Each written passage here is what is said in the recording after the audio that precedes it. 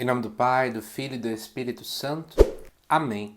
Amados irmãos e irmãs, é com muita alegria que nós estamos aqui para juntos estudar e meditar a primeira leitura que a Igreja nos propõe para esta quarta-feira da 27ª semana do Tempo Comum. A primeira leitura de hoje se encontra lá na Carta aos Gálatas, no capítulo 2, no versículo de 1 a 2 e do 7 ao 14, que diz assim para a gente: Irmãos, 14 anos mais tarde, subi de novo a Jerusalém com Barnabé, levando também Tito comigo. Fui lá por causa de uma revelação. Expus-lhes o evangelho que tinha pregado entre os pagãos. O que fiz em particular aos líderes da igreja, para não acontecer estivesse eu correndo em vão ou tivesse corrido em vão.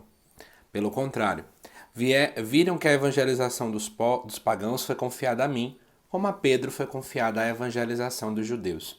De fato, aquele que preparou Pedro para o apostolado entre os judeus, preparou-me também a mim para o apostolado entre os pagãos.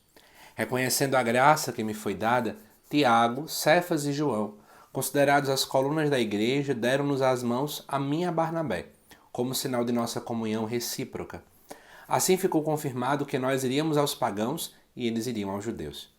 O que nos recomendaram foi somente que nos lembrássemos dos pobres, e isso procurei fazer sempre com toda a solicitude. Mas quando Cefas chegou a Antioquia, opus-me a ele abertamente, pois ele merecia censura. Com efeito, antes que chegassem alguns da comunidade de Tiago, ele tomava refeição com os gentios, mas depois que eles chegaram, Cefas começou a esquivar-se e a afastar-se, por medo dos circuncidados. E os demais judeus acompanharam-no nessa dissimulação, a ponto de até Barnabé se deixar arrastar pela hipocrisia deles. Quando vi que não estavam procedendo direito de acordo com a verdade do Evangelho, disse a Cefas, diante de todos: Se tu, que és judeu, vives como pagão e não como judeu, como podes obrigar os pagãos a viverem como judeus? Amados irmãos e irmãs, esse texto é mais doutrinário, é mais histórico, não é, dentro da Carta aos Gálatas do que outras passagens que nós inclusive já vimos e que ainda vamos ver nos próximos dias. Mas, deixa eu fazer um panorama geral, né? O próprio Paulo estava sendo acusado dentro da comunidade da Galácia, pelos que nós chamamos de judaizantes, de que ele na verdade estava indo muito incoerente, de que ele na verdade não estava pregando a verdade do Evangelho. E o que é que Paulo faz? Paulo então tenta se defender contando um pouco da história dele. Contando, na verdade, que ele sim tem unidade com a igreja. Ele, inclusive, fala do versículo 7 em diante, que ele entendeu, né, e essa foi a missão que ficou acordada, que a missão de Paulo era evangelizar os pagãos, enquanto a Pedro evangelizar os judeus. Só que ele faz algo, né, e é esse o foco dessa leitura. Ele acaba chamando a atenção de Pedro que foi o primeiro papa da igreja. Em que contexto?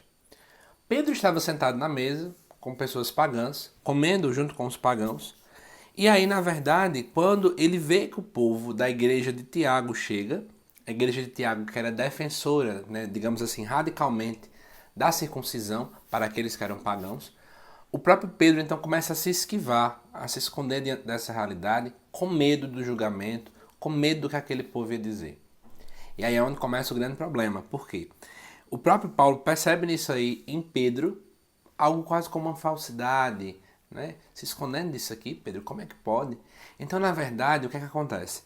Paulo chama a atenção de Pedro para dizer, olha, você tem que pregar aquilo que você também vive.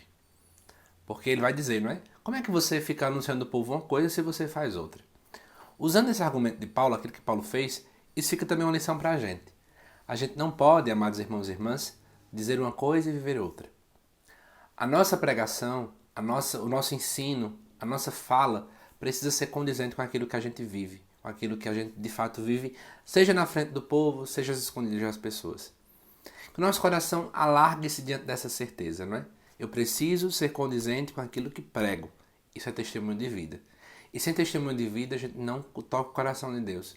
A gente não vive uma vida coerente com o Evangelho. Que Deus te abençoe, amado irmão, amada irmã. Eu te aguardo daqui a pouquinho, às 7 horas da noite, com a reflexão do Evangelho. Até lá!